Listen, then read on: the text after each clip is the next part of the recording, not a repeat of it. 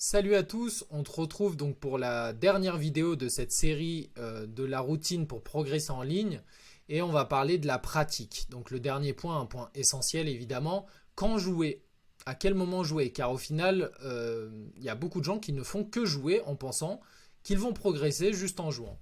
Je vais vous montrer un bouton sur chess.com qui finalement est notre pire ennemi. Il peut s'avérer notre pire ennemi en réalité, celui-ci. Vous voyez, il clignote, hein, il donne envie. On a envie de cliquer. Ça donne envie. Vous le sentez même, je pense, au fond de vous que vous avez envie que je clique. Mais on ne va pas le faire. Et il faut travailler là-dessus. Et comme je disais, les échecs, c'est un sport mental. Donc après avoir perdu une partie, c'est finalement un des seuls sports, car c'est en ligne, où on peut, après avoir perdu, rejouer aussi rapidement. Quand on est en physique, au final, les jeux d'échecs, en effet, on peut recommencer une partie, mais en tournoi, on a souvent un moment d'attente. Quand on joue avec ses potes au bar ou dans un café, évidemment, on peut recommencer la partie, mais dans tous les cas, on a un petit moment d'attente. Aux échecs, en ligne, il y a beaucoup de gens qui enchaînent et qui enchaînent et qui enchaînent et finalement deviennent addicts. Je dis bien le mot addict parce que je connais beaucoup de personnes, joueurs d'échecs en ligne, qui ne peuvent pas s'arrêter, qui finalement, ça devient un vice. Donc attention, attention, point très important, ne jouez pas trop. Et d'ailleurs, finalement, je vais énoncer quelque chose qui est un des points les plus essentiels et qui finalement, et on est dans le dernier point et qui vient clôturer notre routine.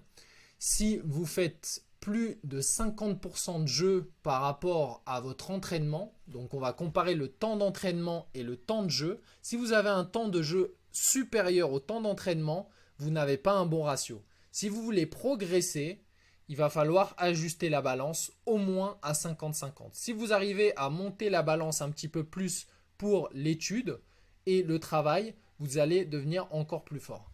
Alors, finalement, on se dit combien de parties je peux jouer par semaine. Alors, le chiffre ne veut un peu rien dire car ça dépend du temps que vous dédiez aux échecs par semaine. Donc, essayez plutôt de vous caler sur la balance. Plus vous travaillez, plus vous pouvez vous récompenser en jouant. Et finalement, comme je disais au tout début de la formation, il y a beaucoup de gens maintenant qui jouent et qui se frustrent, qui ne profitent même plus et qui deviennent esclaves de leur propre jeu et de la propre plateforme et de la consommation du jeu. Malheureusement, vu que vous êtes en ligne, vous êtes seul face à l'écran. Donc vous allez donner de l'énergie, mais ne pas en recevoir. Quand vous êtes dans un club d'échecs, finalement, vous échangez avec d'autres joueurs. Un autre joueur va vous dire « Ah, tu sais, tu aurais dû faire ça. J'ai vu ta partie, tu aurais dû faire ça. » Là, vous avez seulement un module qui va vous dire « C'est bien, c'est pas bien » avec des chiffres.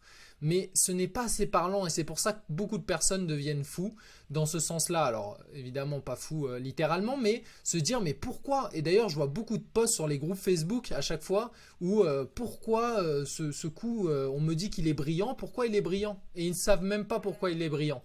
Donc par exemple encore une fois sur le site samuelmalka.com en demandant une analyse. Après avoir terminé une partie, vous n'êtes même pas obligé de prendre un cours, vous avez juste à télécharger votre fichier PGN à la fin de la partie, l'envoyer via un formulaire et vous recevrez une vidéo-analyse en 24 heures. En moins de 24 heures, une vidéo de 15 minutes et ça sera un expert qui vous répondra. Alors évidemment, il faut avoir un petit budget, mais c'est toujours moins cher qu'un cours particulier et c'est possible. Donc n'hésitez pas, si vous avez des amis qui sont un petit peu plus forts que vous et qui n'hésitez pas à leur demander leur point de vue aussi, c'est très important. Donc ne restez pas seul face au jeu, c'est très important. Donc le jeu, oui, mais profitez-en. Profitez-en du jeu. C'est super important. Posez-vous la question, est-ce que quand je joue aux échecs, je respecte mon jeu?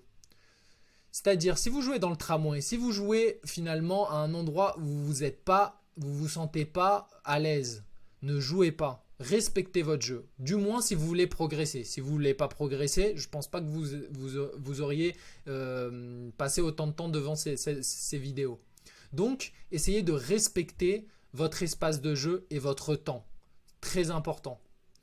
Donc vous vous rendrez compte que finalement tout le temps que vous passez à jouer, vous pourriez le passer à travailler et finalement progresser beaucoup plus rapidement. Donc voilà, j'aimerais conclure en vous disant que vous avez le destin de votre progression entre vos mains, que tout est possible, que si vous vous projetez et que si vous y croyez et vous faites des efforts, vous y arriverez. Je vais donc vous donner cette routine, vous la résumer dans un PDF et vous pourrez le consulter et essayer de l'appliquer et j'attends vos retours. J'espère que ça sera positif pour vous et puis je vous souhaite donc une bonne progression et à très bientôt. Ciao ciao.